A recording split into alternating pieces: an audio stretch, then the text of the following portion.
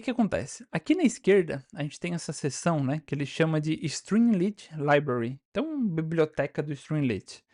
Aqui dentro, pessoal, dentro desse campinho aqui, ó, API Reference, né, na nossa referência aqui, vocês vão ver que existe uma série de componentes. A gente vai dar uma passadinha aqui breve por eles, para mostrar realmente o quão simples é a gente usar esses componentes e simplesmente importar eles dentro da nossa aplicação. Então, vou pegar aqui dentro do primeiro, que tem esse write. Então, é um jeito que a gente vai ter para escrever, basicamente, texto na tela. E aí, dentro de outros elementos aqui, eu já vou pular, acho, para esse aqui, ó, inputs, que é um dos mais interessantes que a gente tem. A gente vai ver depois data frames, a gente vai ver também gráficos que ele faz automaticamente.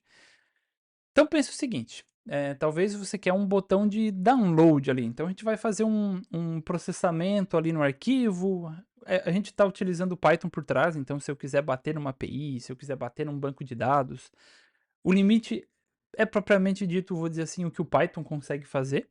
Então isso expande totalmente a capacidade dessa ferramenta para a gente criar esses aplicativos voltados a dados. Então a gente tem botões prontos, a gente tem o famoso checkbox, então que a gente vai marcar uma opção. A gente tem o toggle, que é para a gente ligar e desligar um botãozinho. Esse radio aqui que ele fala, então a gente pode escolher uma entre várias opções, a gente vai utilizar esse componente ali dentro. A gente tem o select box, para a gente poder selecionar um item. A gente tem um multi-select, que a gente consegue selecionar vários itens dentro de uma lista. Slider, um slider aqui também para te selecionar, não só de valores. Você consegue inserir, no caso, né, texto, números e assim por diante. E eu vou dar um exemplo aqui, vamos supor que a gente precisa de um calendário. Então a gente tem esse carinha aqui, ó, que é o ST, que é a abreviação para Streamlit. A gente vai chamar lá o date underline input. E aqui dentro, pessoal, quando vocês baixam um pouquinho aqui a tela dentro da documentação, ele sempre vai trazer um exemplo de como implementar.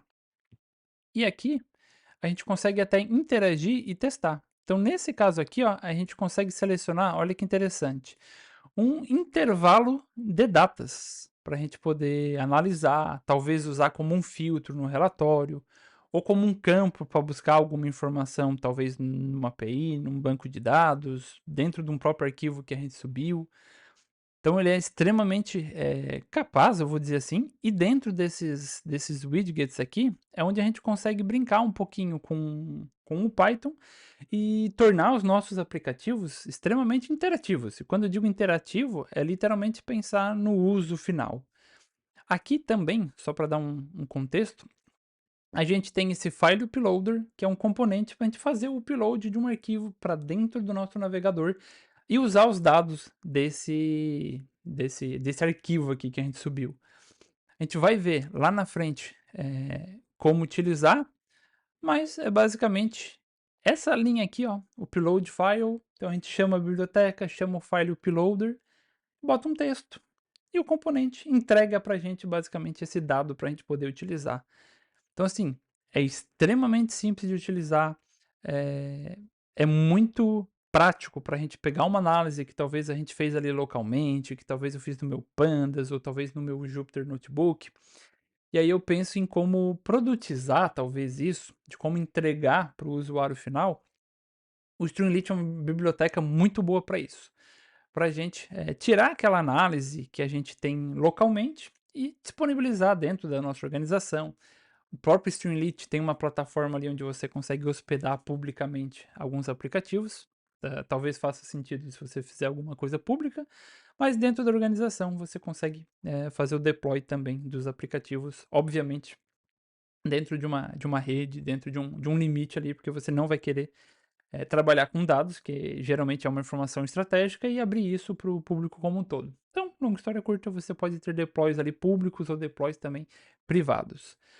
É o Python basicamente que executa por trás, então não existem grandes requisitos de servidor, nada do tipo. A gente vai ver com um simples streamlit run ali, que é o comando que a gente vai utilizar para rodar, é o suficiente para a gente subir esse aplicativo. Então dentro do input aqui, acho que a gente deu uma olhadinha legal, bem completa. E aqui a gente tem chart também. Então a gente tem gráficos prontos. O Streamlit, ele usa uma biblioteca, até famosa dentro do Python, chamada Altair. Então, o próprio Streamlit tem alguns gráficos aqui prontos, onde ele tenta abstrair e simplificar ao máximo para o usuário final, mas se chegar em algum momento que esse gráfico aqui, por algum motivo, limitar, eu vou dizer assim, o que a gente consegue fazer ou montar, ele mesmo permite a gente expandir o gráfico com o próprio Altair, que é uma outra biblioteca bem legal. Então, vou dar um exemplo aqui. Vamos pegar um gráfico de linha aqui simples. Então, mesma coisa, você vai clicar, você vai ter ali a chamada, os parâmetros que você pode passar ali para dentro, e aqui embaixo ele sempre vai trazer alguns exemplos. Então, aqui ele tem basicamente coluna A, B e C, e tem aqui alguns valores para elas. Então, novamente, com pouquíssimas linhas de código, a gente consegue subir um gráfico, imprimir dentro desse data elements aqui, ó, a gente consegue imprimir um data frame na tela. Então, deixa eu descer aqui embaixo. O que é um data frame aqui quando a gente fala, né? É uma tabela, é um data frame pandas ali, muito provavelmente, que você vai utilizar. Você consegue dar um print dele, entre aspas aqui, né, na tela. Então, se você está ali interagindo, calculando, filtrando os dados, é até um modo de visualmente apresentarmos esses dados para quem está ali do outro lado. E sim, ele também tem a funcionalidade para a gente poder exportar, filtrar, organizar. Ele é bem completinho. Então, se a gente clicar aqui no cantinho, ó, por exemplo, a gente consegue fazer o download dos dados como CSV. A gente consegue pesquisar aqui dentro, então ele tem um campinho aqui de pesquisa. E a gente também consegue expandir aqui para ele pegar, né, todo o tamanho do nosso container.